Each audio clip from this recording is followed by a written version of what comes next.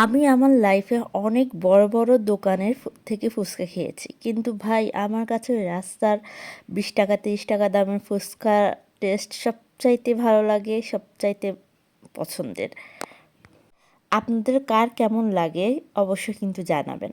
Hello, আসসালামু আলাইকুম, আমি Poonam from my page Poonam empire. কেমন আছেন আপনারা সবাই? আশা করছি আল্লাহর অশেষ রহমতে ভালো আছেন। হ্যারি পটার অ্যাকচুয়ালি রাস্তার খাবার দাবার খুব বেশি অ্যাভয়েড করে, বিশেষ করে আমার ক্ষেত্রে। সেই জন্য আমি যখন অনেক বেশি জেদ ধরি তখন হয়তো বা খেতে দেয়, আদারওয়াইজ সে কখনোই রাস্তার খাবার দাবার আমার জন্য অ্যালাউ করে না। তো সেই দিন আমার ফুচকা খাওয়ার খুব ইচ্ছা করছিল, সেই জন্য চলে গেলাম পানীয়তে, কারণ ওইখানে ফুচকা, পাকোড়া, চা সব কিছু একসাথে পাওয়া যায়। আচ্ছা, পানীয়র লোকেশনটা হলো উত্তরা আজমপুর থেকে সোজা সাঙ্গামের দিকে যেতে হাতের ডান পাশেই পানীয়র অবস্থান। ছোটোখাটো একটা রেস্টুরেন্ট, বাট খুব সুন্দর ডেকোরেশন করা। বাহিরে বসারও অনেক সুন্দর স্পেস আছে, আপনি চাইলে বাহিরে বসেও খুব সুন্দরভাবে আপনার ফুডগুলো এনজয় করতে পারবেন। আর ছোট হলে কি হবে, এখানে অনেক ধরনের খাবার পাওয়া যায়, অনেক ধরনের বলতে অনেক ধরনের। হালিমটা তো অনেক অনেক অনেক বেশি মজার। তারপর এমন ওপেন একটা ফুচকা কাউন্টার আছে, যেখানে আপনি দেখতেই পারবেন যে আপনার জন্য ফুচকা বা চটপটি মেক হচ্ছে।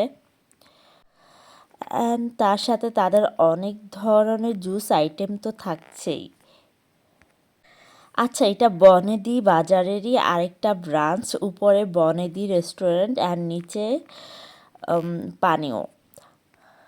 আর হ্যাঁ, যারা আমার মতো কলিজা সিঙ্গারা দেন চিকেন সমুচা পছন্দ করেন তারাও কিন্তু চলে আসতে পারেন। এই যে বকবক করতে করতে আমার ফুচকা চলে এসেছে।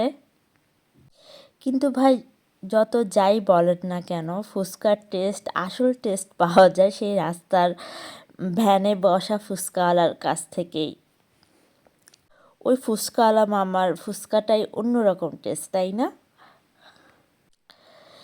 এই যে ফুচকা খাচ্ছিলাম, কিন্তু ওই টেস্টটা তো আর পাচ্ছিলাম না। এখন কি আর করার, এইটাই হলো, খেয়ে নিলাম। বাট হ্যাঁ, এই সবগুলা মেবি এখন আর উত্তরাতে নেই, আমি যতটুকু জানি, বিকজ লাস্ট আমি বাংলাদেশে যখন গিয়েছিলাম তখন আমি এদেরকে আর দেখতে পাই নাই। তো ফুচকা খাওয়া শেষ করতে করতে চা চলে এসেছে। ওদের চাটা কিন্তু অসাধারণ, খুব মজার। বাট সবসময় অ্যাকচুয়ালি মজা হয় না, কারণ লাস্ট যেবার হলো চা খেতে গিয়েছিলাম, চাটা খুবই পচা ছিল, কেন জানি ভালোই লাগেনি। এই তো আমরা ফুচকা খেয়ে শেষ করে ফেললাম। আজকে এই পর্যন্তই, সবাই ভালো থাকবেন।